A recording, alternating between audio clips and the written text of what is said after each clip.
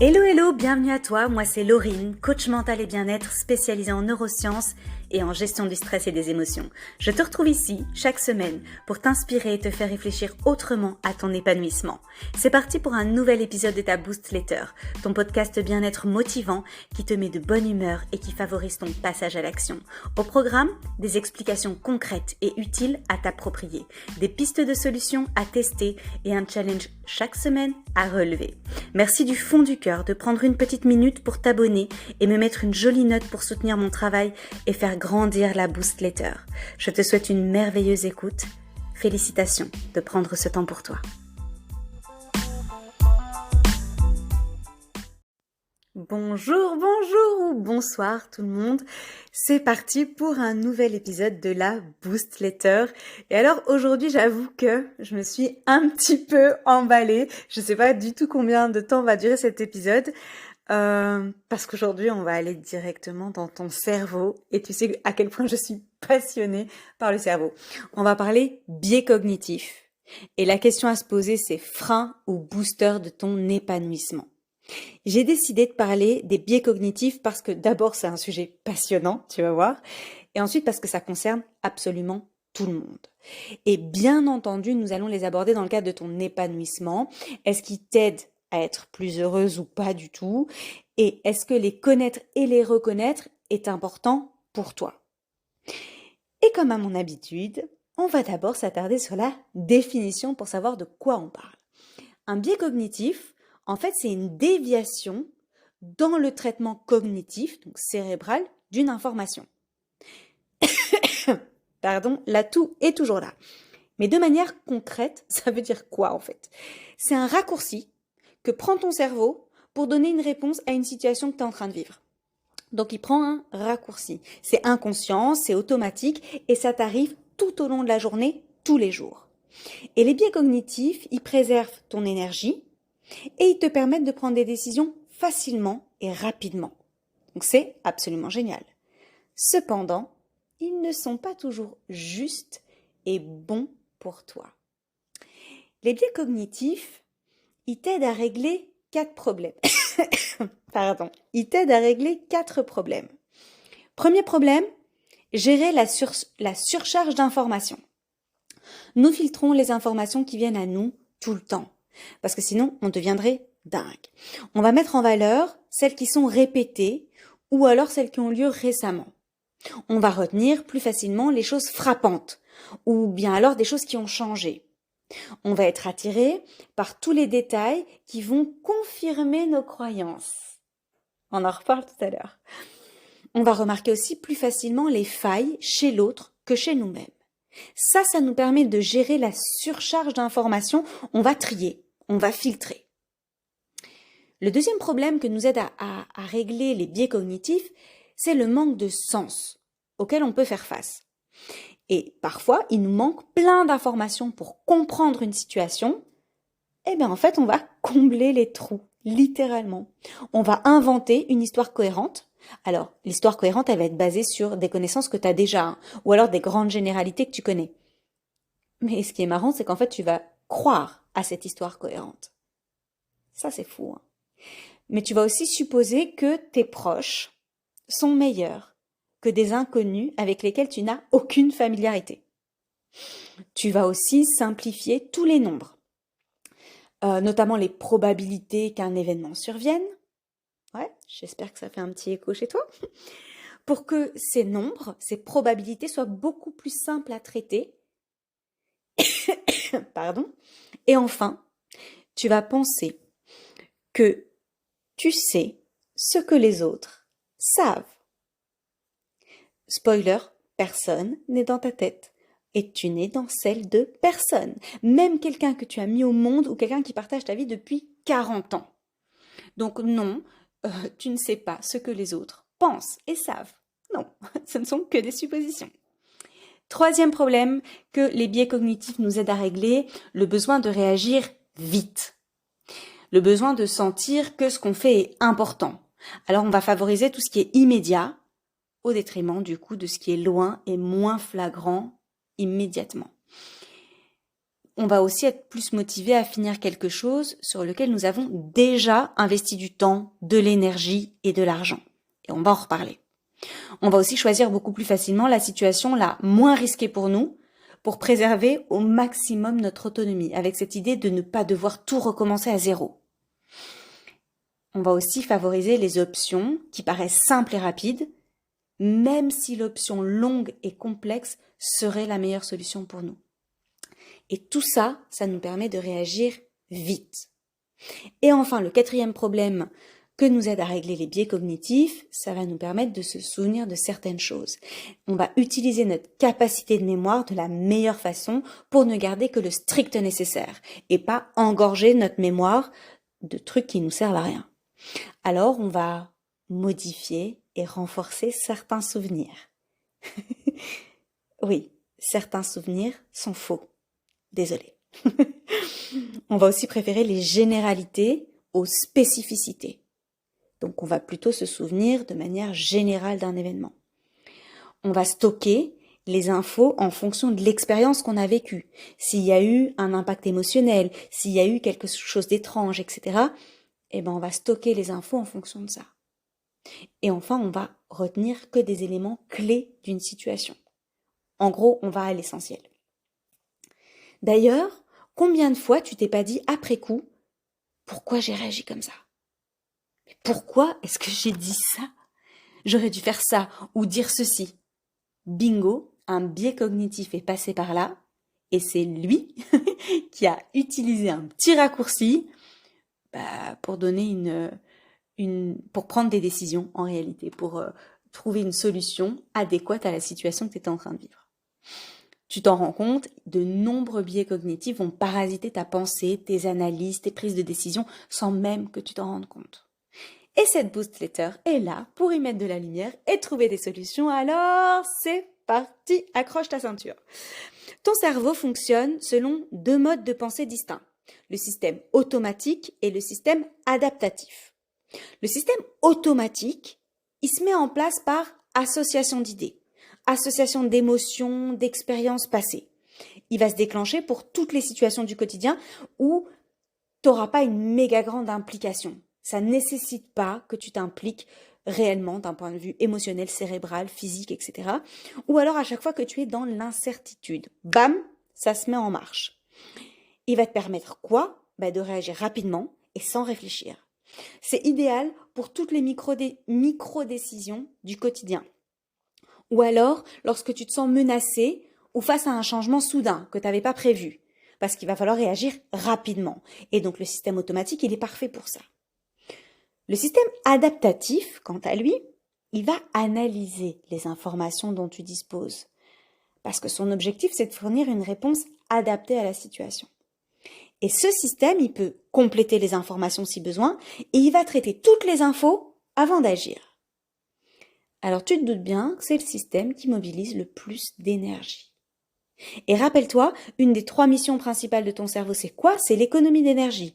Alors tu te doutes bien que le système adaptatif est beaucoup plus rare. Plus de 80% de tes actions et réactions au quotidien proviennent du système automatique pour garantir ta survie en réalité. Si maintenant tu utilisais ton système adaptatif pour plus de 80% de tes actions, en réalité tu ne pourrais pas survivre, tu serais épuisé. Donc le système automatique est vital. Mais les biais cognitifs peuvent être à la source d'erreurs de jugement, justement parce qu'il y a ce raccourci. Ça peut être aussi à la source de décisions hâtives, de préjugés ou même d'inaction. Et c'est à ce titre que ça nous intéresse, évidemment, parce que comment tu peux travailler dessus si tu ignores 1, qu'ils existent, 2, qu'ils viennent de se déclencher dans ton cerveau ? Impossible. Alors on va quand même se calmer un petit peu, même si je suis hyper méga emballée, parce qu'il existe des centaines de biais cognitifs et nous en découvrons encore chaque année. Alors on va jouer ensemble. Eh oui, parce que la vie, c'est un terrain de jeu. Et nous allons jouer à débusquer les biais cognitifs qui s'activent et qui t'éloignent de ton épanouissement. J'en ai sélectionné 18. 18 pour toi et ne prends pas peur, ne quitte pas ce podcast, tu vas voir, c'est super intéressant, tu vas en apprendre énormément sur toi. Il y en a plus de 180 qui sont documentés à ce jour dans les études scientifiques. J'en ai sélectionné 18. Donc tu vois, c'est déjà pas beaucoup, hein. Pour chaque biais cognitif que je vais énoncer, demande-toi si tu es concerné. La majorité du temps, c'est oui, hein, même si de prime abord, tu t'en rends pas tout de suite compte. Et ensuite, va chercher des exemples de situations dans ton quotidien qui prouvent que ce biais cognitif, tu l'as dans ton quotidien. Ouh là là, cette phrase veut absolument rien dire, mais est-ce que tu as bien compris? Donc, pour chaque biais cognitif, demande-toi si tu es concerné, et ensuite, tu vas chercher des exemples de situations dans ton quotidien pour que ça te parle, pour que tu puisses réellement te rendre compte que tu es concerné. Voilà. Ouf, on va y arriver. Chacun des biais suivants que j'ai sélectionnés est ultra fréquent chez mes coachés et en atelier. Est-ce que tu es prête à explorer les tiens? Et j'espère que là, tu dis un grand oui. Alors c'est parti, on commence tout de suite avec la pensée dichotomique. Alors, ça consiste à penser qu'il n'y a pas de pensée intermédiaire. C'est tout ou rien, c'est bon ou mauvais. Alors, par exemple, tu fais du sport une heure plusieurs fois par semaine, ou alors t'en fais pas du tout. C'est du style « je vais y arriver » ou « je vais échouer ». Il n'y a rien, il n'y a pas de nuance en fait. Tout est binaire, en gros. Et très souvent, je le constate en coaching en réalité. C'est non, j'ai arrêté parce que je pouvais plus le faire de la même manière. Bah, on peut peut-être le faire autrement. Éventuellement. Ensuite, le biais cognitif de la personnalisation. Et là, l'individu s'attribue la responsabilité d'événements extérieurs. Et très souvent de manière négative, sinon c'est pas marrant. Ça, c'est quoi? C'est que tu prends tout personnellement. Il se passe quelque chose au bureau, tu te sens coupable. C'est toi, c'est ta faute. On parle de toi, ça te concerne. Il se passe quelque chose avec des copines, c'est toi. Directement. Il y a toujours, tu prends tout personnellement. Ensuite, il y a le biais qui s'appelle effet d'étiquetage. Ça, c'est super important. Enfin, ils sont tous super importants de toute façon. Je ne sais pas pourquoi je dis ça. Les individus tendent à se conformer au jugement qu'on plaque sur eux comme une étiquette. Le problème, c'est qu'on revient très difficilement dessus, car toutes les actions ultérieures à cet étiquetage sont sous l'influence de ces jugements-là, de cette étiquette-là, que ce soit positif ou négatif. Et là, c'est très important que tu te demandes comment tes proches te définissent, comment tes collègues te définissent, et toi-même, comment tu te définis, qu'est-ce que tu dis de toi. C'est extrêmement important de savoir que à partir du moment où tu vas utiliser le verbe être, je suis nulle, je suis grosse, je suis poisseuse, etc. En fait, il va y avoir assimilation. Tu deviens, je suis malade par exemple, tu deviens la maladie. Et là, c'est très important de ne pas mettre d'étiquette. Non. Ou alors de choisir des étiquettes positives qui vont te tirer vers le haut. Ensuite vient le biais cognitif de la généralisation. Puisqu'il s'est passé Y la dernière fois, ça va se reproduire cette fois-ci. Et ça, c'est très fréquent. C'est très fréquent. Si ça s'est déjà produit, ça va se reproduire. Du style, la dernière fois que j'ai essayé, c'était difficile et j'ai abandonné, alors je vais pas recommencer. Ce sera la même chose cette fois-ci. La dernière fois que j'ai essayé de lui parler, ça s'est très mal passé, donc ça va à nouveau très mal se passer. Non, pas forcément. Pas forcément. Le dernier recruté dans mon service, c'était incompétent et toxique, c'était horrible. Ce sera tout aussi horrible avec le prochain, j'ai même pas envie qu'on recrute quelqu'un. Etc. Ensuite vient le biais cognitif de la fausse obligation. Et alors là, c'est une tendance, alors je rigole parce qu'on est toutes concernées, hein.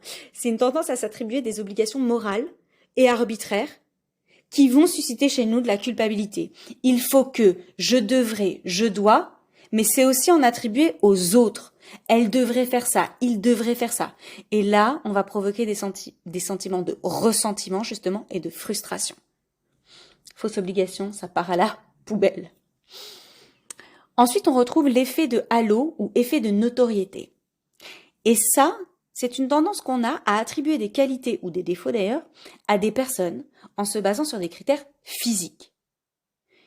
Alors attention, par exemple, tu vois une femme brune et tu penses qu'elle est plus intelligente que sa voisine qui est blonde.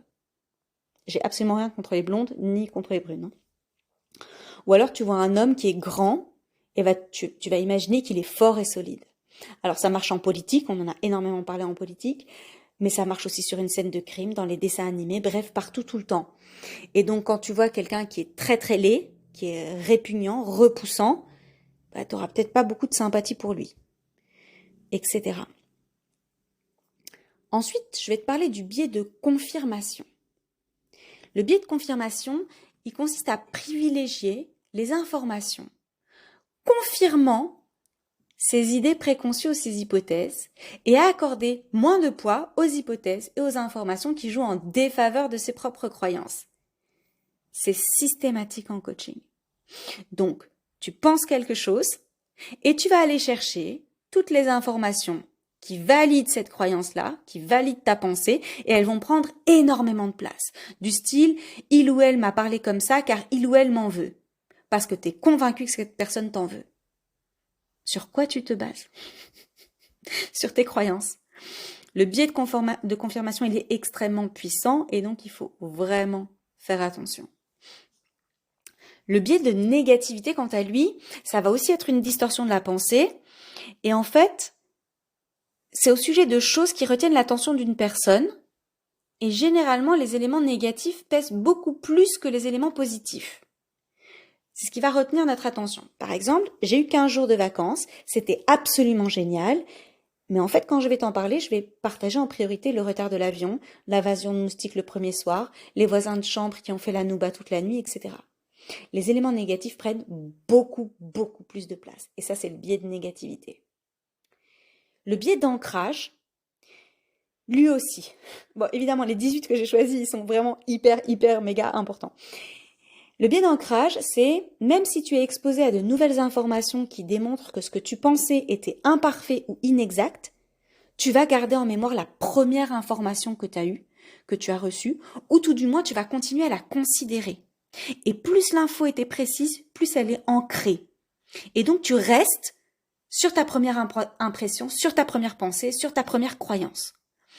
Je te prends 2 exemples au pif. Tu continues par exemple de penser que pratiquer des jeûnes, c'est dangereux pour la santé, même si depuis lors tu as appris tous les bienfaits du jeûne sur la santé. Bah, tu continues de penser que pratiquer des jeûnes, c'est pas super. Ou alors, tu continues de penser qu'il va changer, et là je parle de ton partenaire, puisque tu le crois vrai depuis le premier jour. Tu es convaincu qu'il va changer. Même si toutes les actions depuis 10 ans te prouvent le contraire, tu continues à penser qu'il va changer. Eh ben ça, c'est un biais d'ancrage. Ensuite, je vais te parler du biais de disponibilité.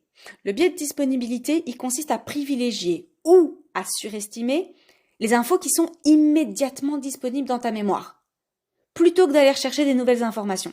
Et ces nouvelles infos, elles pourraient complètement changer la donne. Elles pourraient être plus rationnelles, plus objectives, beaucoup plus contemporaines, etc. Non. Tu vas aller chercher celles qui sont directement dans ta mémoire. Du style, lundi, j'ai testé un cours de pilates, j'ai détesté, du coup, le sport, c'est pas pour moi. Ok, alors le biais de disponibilité, il peut vraiment te saboter. Vient ensuite le biais d'omission. Le biais d'omission, il consiste à considérer que causer un tort par une action est pire que de causer un tort par l'inaction.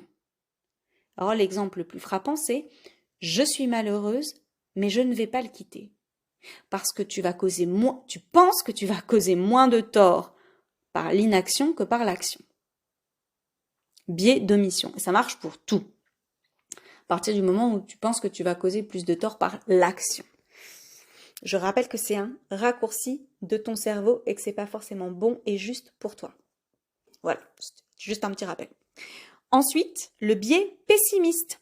Et là, les individus exagèrent la probabilité que des choses négatives leur arrivent.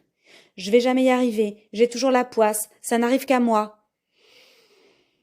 Eh ben, c'est un biais cognitif, ça.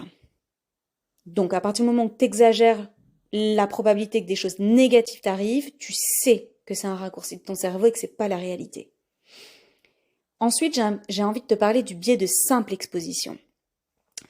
Le biais de simple exposition, il se caractérise par une augmentation de la probabilité d'avoir un sentiment positif, ok, un sentiment positif envers quelqu'un ou quelque chose simplement parce que tu es exposé de manière répétée à cette personne ou cet objet. C'est ultra méga utilisé en publicité, en marketing, dans la musique, les réseaux sociaux, etc. Au plus tu es exposé à quelque chose, au plus tu vas l'aimer. Pense par exemple à une chanson qui est sortie un été par exemple que tu détestais au début et puis finalement tu as fini par l'apprécier, voire même à l'adorer. Ça fonctionne par le biais de simple exposition. Donc ce que tu retiens, c'est que au plus tu es exposé à quelque chose, au plus tu kiffes cette chose-là. Donc persévère lorsque tu intègres une nouvelle habitude dans self-care ou peu importe, dans ton quotidien. Choisis bien évidemment ce à quoi tu t'exposes, c'est essentiel, évidemment. Ensuite, et il nous en reste 5, l'effet Barnum. Je pense que tu en as déjà entendu parler. L'effet Barnum, ça consiste à voir dans un événement, un phénomène, une analyse, bref, peu importe, ce qu'on désire voir et ce qui nous convient. À chaque fois que tu dis c'est un signe, à chaque fois que tu lis un horoscope, les mantras que tu peux trouver sur les petits sachets de thé, Yogiti, Greenma et compagnie. Et à chaque fois que tu dis oh, ça me parle, c'est pour moi, etc., ben c'est l'effet Barnum en réalité. Le biais de groupe, si tout le monde le pense, tu auras tendance à le penser. Après tout, tout le monde ne peut pas se tromper. Donc attention à qui tu fréquentes. Attention qui t'entoure au quotidien. Parce que ça aura forcément une influence sur ce que tu vas penser. Ou ce que tu vas finir par penser. Ensuite, j'aimerais te parler de l'erreur fondamentale d'attribution. Et ça aussi, c'est super important. En fait, l'erreur fondamentale d'attribution, si on le dit de manière super simple, c'est oublier le contexte. Tu vas sous-évaluer les éléments externes, donc le contexte, et tu vas surévaluer les éléments internes, donc le comportement, l'émotion, l'opinion, le caractère, etc. Or, tous ces éléments, tous ces détails, ces caractéristiques, etc., donc tout ce qui est interne dépend à 100% de l'externe, du contexte. Le contexte est fondamental. Donc remets toujours dans une mise en contexte. L'avant-dernier, c'est le biais de corrélation trompeuse ou illusoire. Biais de corrélation trompeuse ou illusoire. Et là, ça consiste à percevoir une corrélation entre deux événements.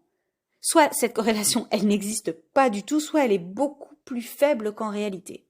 Il y en a certaines qui ont été démenties par des études scientifiques. Et là, par exemple, je vais te parler de l'effet placebo. Donc, tu vas mieux en ayant pris un médicament qui n'a aucun principe actif et tu te sens mieux. Tu te sens mieux alors qu'il n'y a rien. Ça, c'est l'effet placebo. Tu fais une corrélation trompeuse ou illusoire. Donc là, c'est plutôt positif. Après, il y a on dit aussi que le taux de suicide est plus élevé les nuits de pleine lune. Mais apparemment, c'est pas vrai. C'est pas vrai. Et ça marche dans ton quotidien avec tout, hein. Tes amis, ta famille, tes collègues, ton partenaire. À partir du moment où tu fais une corrélation, bah, c'est possible que cette corrélation elle soit complètement fausse ou alors très très très très très très faible, alors que toi tu fais un lien de causalité immédiat. Et le dernier, et franchement, c'est pas le plus nul, c'est le biais des coûts irrécupérables. Ça, c'est une aversion totale que tu ressens face à la perte. Les coûts déjà dépensés, temps, énergie, argent, ne sont ni remboursables ni récupérables par un autre moyen. Alors autant persévérer ou s'obstiner. Tu commences quelque chose et en fait, tu vas au bout, parce que tu te dis ouais mais j'ai déjà dépensé 1000 €, oui mais j'ai déjà passé tous mes dimanches là, oui mais ça fait 15 ans qu'on est ensemble. Tout ça, c'est un biais des coûts irrécupérables. Et donc, il y a énormément de personnes, par exemple, qui ne sortent pas d'une relation toxique simplement parce que ça fait 20 ans qu'elles sont avec cette personne-là. Il y a des personnes, ça fait 50 ans qu'elles sont ensemble et elles divorcent parce que la relation ne va plus. Ça fonctionne. Donc, se raconter que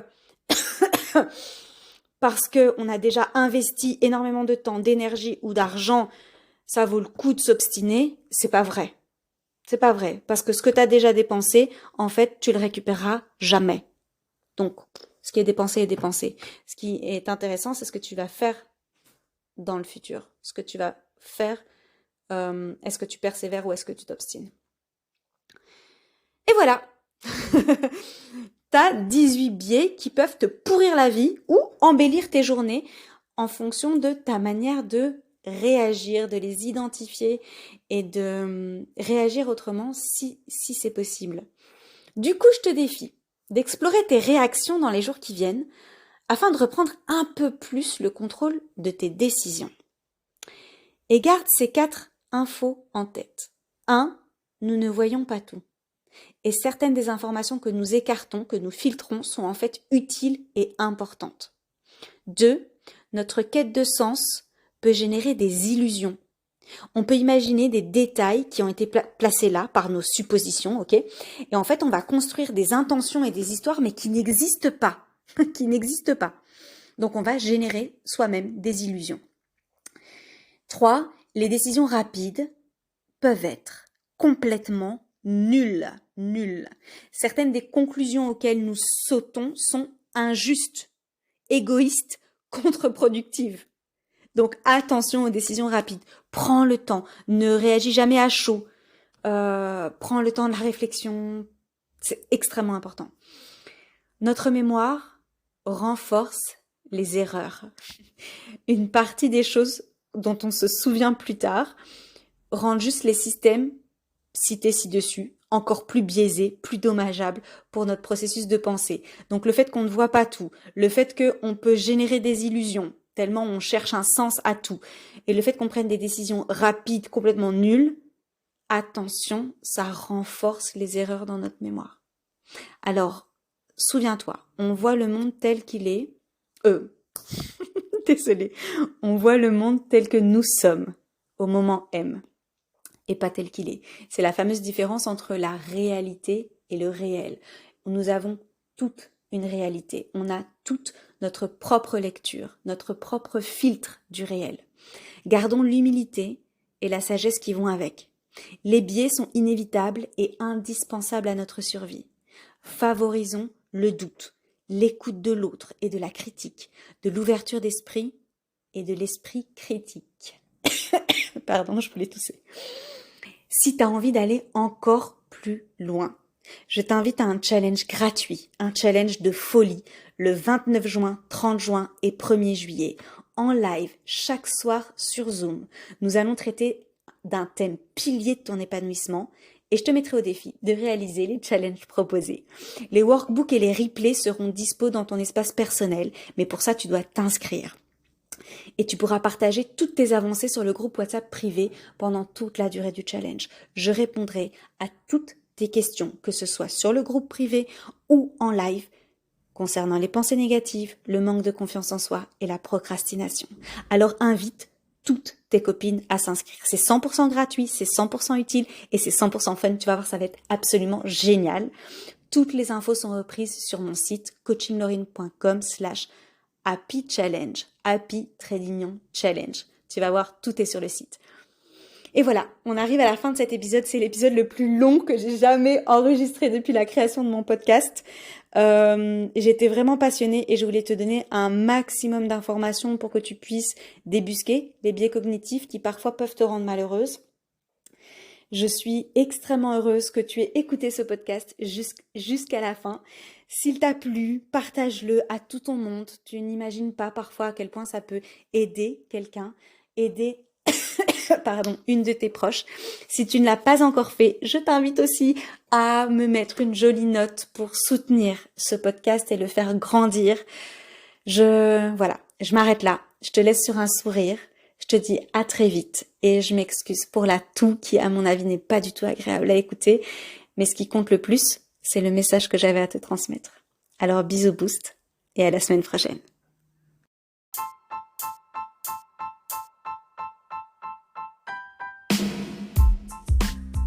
L'épisode est terminé, merci de l'avoir écouté jusqu'au bout. Es-tu prête à relever le challenge du jour ? À toi de jouer. Et n'oublie pas de me mettre une jolie note pour soutenir mon travail et faire vivre mon podcast. Partage-le à tout ton monde. Tu n'imagines pas à quel point il peut être utile pour un de tes proches. Toute mon actualité se trouve sur mon site internet coachinglaurine.com. J'ai hâte de te retrouver la semaine prochaine. Je te souhaite une belle nuit ou une magnifique journée. Prends soin de toi. À très vite.